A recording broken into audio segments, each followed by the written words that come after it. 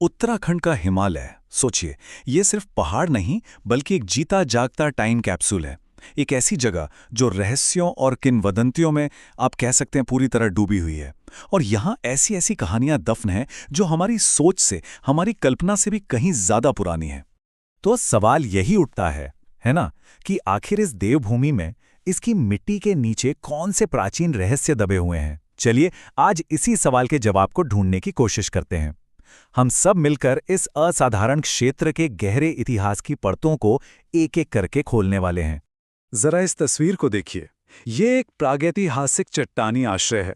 ये आप कह सकते हैं पहला सुराग है हमारा, एक इशारा कि इन पहाड़ों में इंसानों की मौजूदगी कितनी कितनी पुरानी हो सकती है। ये सिर्फ एक चट्टान नहीं है दोस्तों, ये तो इतिहास का एक जीता जागता पन्ना है। देखिए, इस जगह का जो आकर्षण है ना, वो पौराणिक कथाओं से शुरू होता है। शंभला की किंवदंती के बारे में सुना है? एक पौराणिक स्वर्ग जिसके बारे में माना जाता है कि वो इन्हीं पहाड़ों में कहीं छिपा हुआ है। कहते हैं वहां तक सिर्फ वही पहुंच सकता है जिसका दिल बिल्कुल साफ हो। और ये सिर्फ कहानियां नहीं है। पाताल भुवनेश्वर जैसी जगहों को देखिए। जमीन से 90 फुट नीचे बना एक अविश्वसनीय गुफा मंदिर। ये जगहें रहस्य को और भी गहरा कर देती हैं। सच में ऐसा लगता है जैसे यहां जमीन के नीचे एक पूरी की पूरी दुनिया ही छिपी हुई है। तो चलिए अब इन कहानियों और किंवदंतियों से थोड़ा आगे बढ़ते हैं। वक्त की पहली परत को हटाकर देखते हैं कि ठोस दस्तावेजी सबूत वो हमें क्या बताते हैं। और जानते हैं पहला ठोस सबूत क्या मिलता है? कोई मिथक नहीं बल्कि 2000 साल से भी ज्यादा पुराना शाही प्रशासन। देहरादून के पास कालसी में सम्राट अशोक के शिलालेख मिले हैं। और ये इस बात का पक्का सबूत है कि ये इलाका कभी शक्तिशाली मौर्य साम्राज्य का एक बहुत जरूरी हिस्सा था। और देखिए, कहानी सिर्फ मौर्यों पर ही खत्म नहीं होती। उनके बाद भी यहाँ एक लंबा सिलसिला चलता रहा। कुणेंद, योधे, कुषाण, एक के बाद एक न जाने कितने साम्राज्यों और संस्कृतियों ने यहाँ अपनी छाप छोड़ी। और ये सारे सबूत, ये सिक्के, ये बर्तन, ये मूर्तियां, सब उसी कहानी को बयान करते हैं। चलिए अब वक्त में एक और लंबी छलांग लगाते हैं। हम लिखित इतिहास को भी पीछे छोड़ने वाले हैं और सीधे पहुंच रहे हैं पाषाण युग में। एक ऐसा दौर जहां के सबूत बिल्कुल अलग किस्म के हैं। सोचिए, जब कोई साम्राज्य नहीं थे, कोई राजा नहीं था, कोई लिखा हुआ इतिहास नहीं था, तब भी यहां इंसान थे। और उनके होने का सबूत क्या है? ये सरल से दिखने वाले पत्थर के औजार, चॉपर, क्लीवर, हैंड एक्स। ये मामूली पत्थर नहीं है, ये उस जमाने की पूरी कहानी बताते हैं। और कमाल की बात यह है कि हमें सिर्फ औजार ही नहीं मिले बल्कि कला भी मिली। जरा इन चित्रों को देखिए। ये चट्टानों पर बने चित्र सीधे प्रागैतिहासिक काल के लोगों के मन में झांकने की एक खिड़की की तरह हैं। वो क्या सोचते थे, क्या देखते थे, सब कुछ इन लाल रंग की लकीरों में कहीं ना कहीं कैद है। तो जाहिर है सवाल उठता है कि आखिर उन्होंने ये किया कैसे होगा। और ये कोई आसान काम नहीं था। पहले तो उन्होंने गेरू और दूसरे खनिजों जैसे प्राकृतिक रंग इकट्ठा किए। फिर उन्हें पीसकर पानी या पौधों के रस में मिलाया ताकि पेंट तैयार हो सके।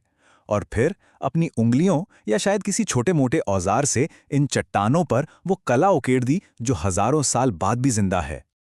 और अब हम अपनी खोज की सबसे आखिरी और सबसे गहरी परत तक पहुंच चुके हैं। एक ऐसी कहानी जो किसी भी इंसानी गतिविधि से, किसी भी सभ्यता से बहुत बहुत पुरानी है। क्योंकि सच तो ये है कि इंसान की कहानी इस जगह की पूरी गाथा का एक बहुत बहुत छोटा सा हिस्सा है। अब तक हमने जो कुछ भी देखा है, वो बड़े बड़े साम्राज्य, वो हजारों साल पुरानी कला, वो सब इस जमीन के विशाल भूवैज्ञानिक इतिहास के सामने बस एक पलक झपकने जैसा है। और वो विशाल कहानी ये रही। ये कहानी है सरस्वती नदी की। एक ऐसी नदी जो आज की किसी भी बड़ी नदी से कहीं ज्यादा विशाल और शक्तिशाली हुआ करती थी। लेकिन फिर जमीन के नीचे बड़ी बड़ी टेक्टोनिक हलचलें हुईं। पहले यमुना नदी ने अपना रास्ता बदला, फिर सतलुज भी अलग हो गई। और हजारों लाखों सालों में पानी की कमी से ये महान नदी धीरे धीरे सूख गई। जरा इस नंबर को देखिए, 1,72,000 साल। यह है उस खोई हुई नदी की कहानी की शुरुआत। ये वक्त का इतना बड़ा पैमाना है कि इसे ठीक से सोच पाना भी मुश्किल है। तो जब हम इन सभी परतों को एक साथ रखते हैं, पौराणिक, ऐतिहासिक, प्रागैतिहासिक और यहाँ तक कि भूवैज्ञानिक, तो हमें आखिर मिलता क्या है? तस्वीर कैसी बनती है? होता यह है कि हर खोज अपने साथ कुछ नए सवाल लेकर आती है। अशोक के शिलालेख मिलते हैं तो सवाल उठता है कि मौर्य साम्राज्य का असर कहाँ तक था। वो चट्टानों पर बने चित्र मिलते हैं तो हम सोचते हैं कि आखिर उनका मतलब क्या था।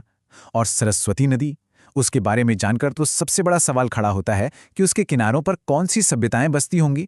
मतलब खोज अभी खत्म नहीं हुई है। और शायद यही वो वजह है जो हमें समझाती है कि हिमालय को देवभूमि या देवताओं का निवास क्यों माना जाता है। जब किसी जगह का इतिहास इतना पुराना, इतना गहरा और इतना रहस्यमयी हो तो वहाँ वक्त का एहसास ही बदल जाता है। वहाँ की हर चीज में एक अलग ही शक्ति महसूस होती है। और ये मत सोचिए कि ये कहानी अतीत में ही खत्म हो गई। नहीं, ये खोज आज भी जारी है। पुरातत्वविद लगातार नए नए सर्वे कर रहे हैं। केदारनाथ जैसे प्राचीन मंदिरों को सहेजने का काम चल रहा है और वैज्ञानिक तो कंकाल झील जैसे रहस्यों को सुलझाने के लिए जेनेटिक रिसर्च तक कर रहे हैं। तो आखिर में हम उसी सवाल पर वापस आ जाते हैं। हजारों साल की कहानियों और हजारों साल के इतिहास के बाद अगला क्या होगा? यहां हर परत के नीचे एक और गहरी, एक और पुरानी परत इंतजार कर रही है। उत्तराखंड का हिमालय अपनी कहानियों को बहुत धीरे धीरे बताता है, बस हमें सुनने वाला बनना पड़ता है। कौन जाने इतिहास का अगला पन्ना कौन सा नया रहस्य खोलेगा।